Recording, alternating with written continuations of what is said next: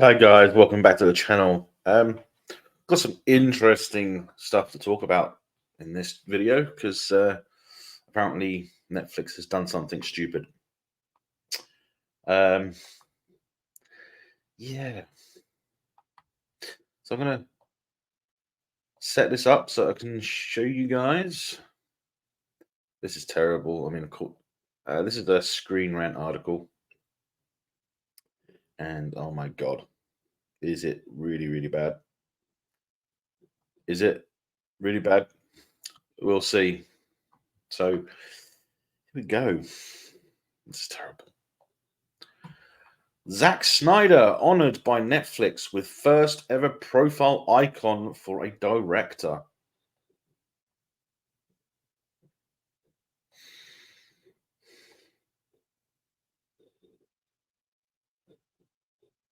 Why? Why?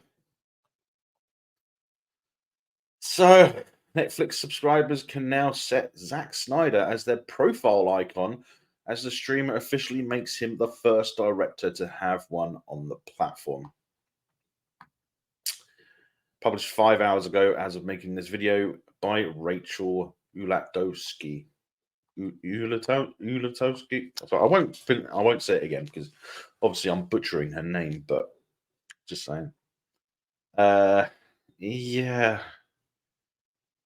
In summary, Netflix's decision to honor Zack Snyder with a profile icon showcases their strong partnership and recognition of Snyder's iconic status. Hmm.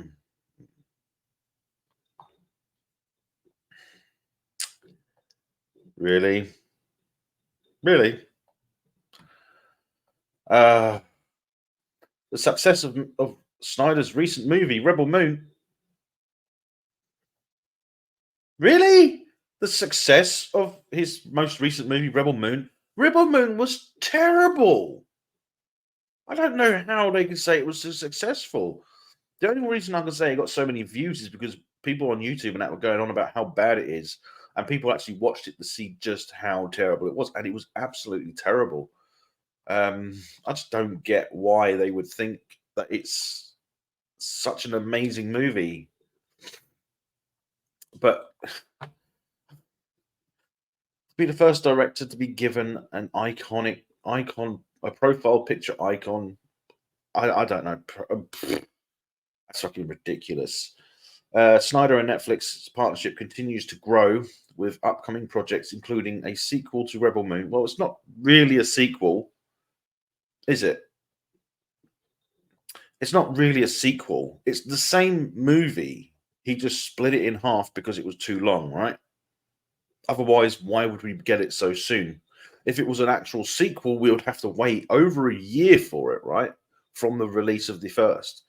So if it was actually a sequel, we would have to wait what, 18 months, something like that, 16, 12 to 18 months or something, a year to a year and a half, something like that, before it would come out. That's if it was a sequel.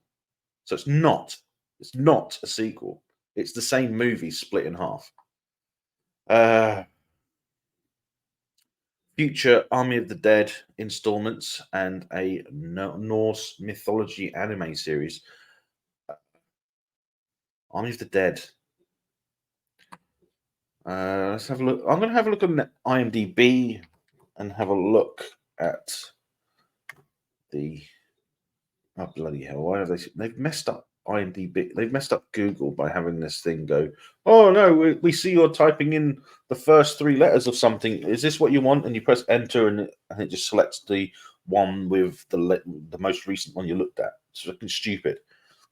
And I can't turn it off. I can't find out where to turn it off. I'm using Chrome, by the way. Um, uh,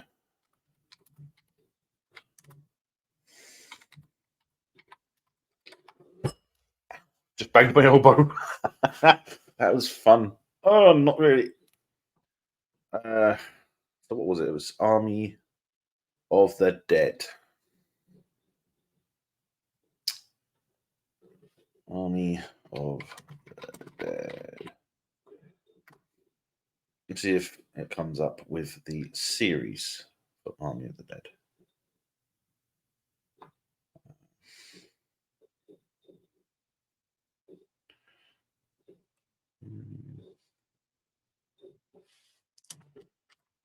obviously, if it's installments, then it's got to be a series, right?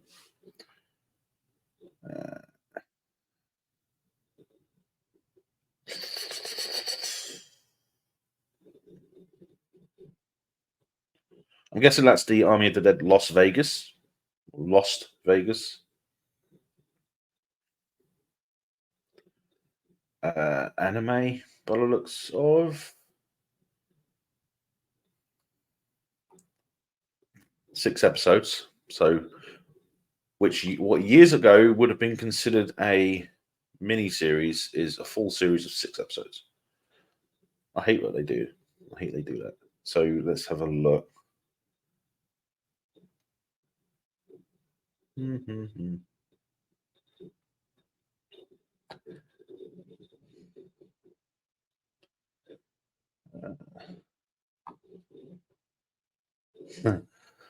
Apparently, Zack Snyder has directed an unknown number of episodes.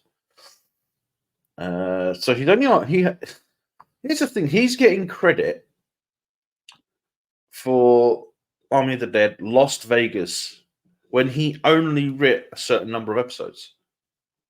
I don't get why they are giving him so much. I think he hasn't directed the whole series. I mean, 2 episodes are directed by David Hartman, and Jay Olivia is directing another. I'm guessing I would say that there's like 2 episodes each. Because if David Hartman, this isn't an assumption, I'm going to assume as David Hartman is writing 2 episodes out of 6, I'm going to assume that David Olivia is going to write 2 episodes. It's going to direct 2 episodes, and Zack Snyder will direct 2 episodes. But the series is written by Shay Hatton and Jay Olivia. Zack Snyder is only a director for maybe 2 episodes. So where are they getting that he is taking credit for? I mean, yes, it says installments, Army of the Dead installments, but I don't know. It seems a bit weird. But I just don't get why are Netflix holding him in such high regard and high praise for the success of one of the most terrible, one of the worst movies to come out on, in 2023. It's not like it earned them money, is it? Because it was direct. I mean, it was in the cinema for what? One day, one evening, as a pre-release, and then it was released straight away on Netflix. So it didn't really make them a lot of money, and as far as I'm aware, it didn't even bring that many people in to watch it when they did that. So, I mean, if you can go back and you can watch my reaction to Rebel Moon, because I watched it on the day it was released, and oh my god, it was terrible. And I'm not saying that because it's Zack Snyder. I mean, I don't care who it was. I just want good entertainment to watch. I want good movies, good sci-fi. But we're just not getting anything like that from anyone. And the fact that they can assume, I mean, that's how Netflix marks it down. That's why it got to number 1 on movies you could see after its release on Netflix. It was number 1 in movies you could see, movies really in the UK on Netflix. It was number 1 for about 2 weeks, and that is absolute bullshit. They're just trying to get people to watch it by putting it in the number 1 spot. So, and don't get me wrong, Netflix puts some good stuff on, but it also puts some real trash on because it wants the content. It wants the product. It wants the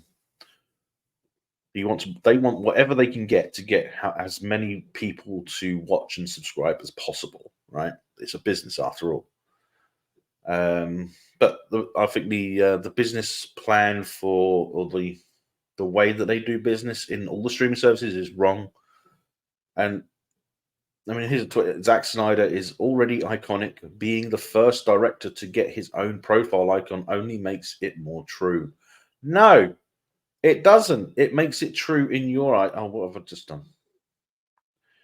It makes it true in your eyes because you're defending someone who you've paid millions upon millions of dollars to make to have Rebel Moon on your platform. So you're going to say he's already iconic. And he's not really an iconic director, is he?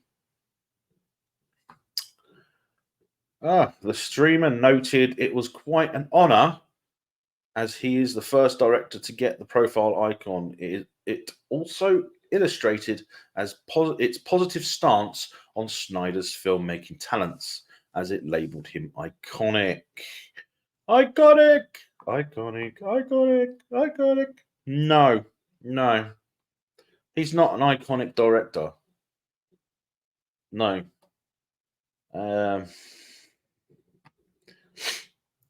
Profile icon further solidifies Zack Snyder as Netflix's partnership, huh? So Netflix and Zack Snyder are partners now, are they?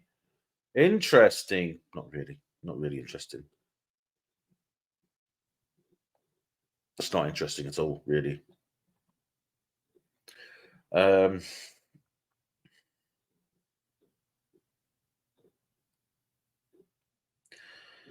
uh,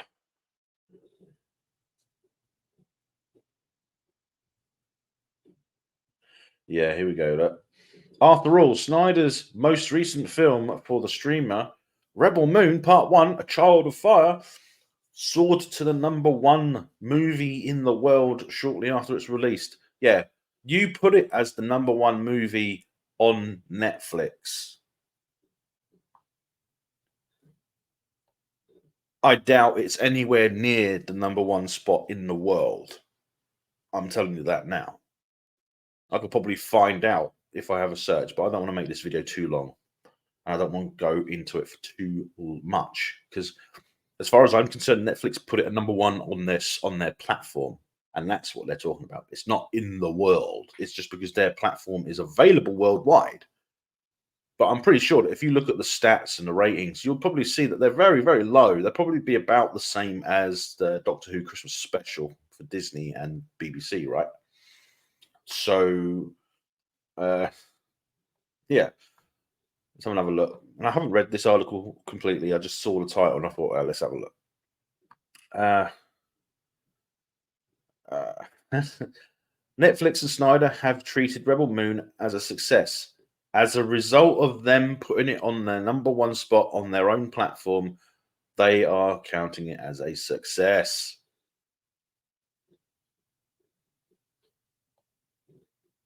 No.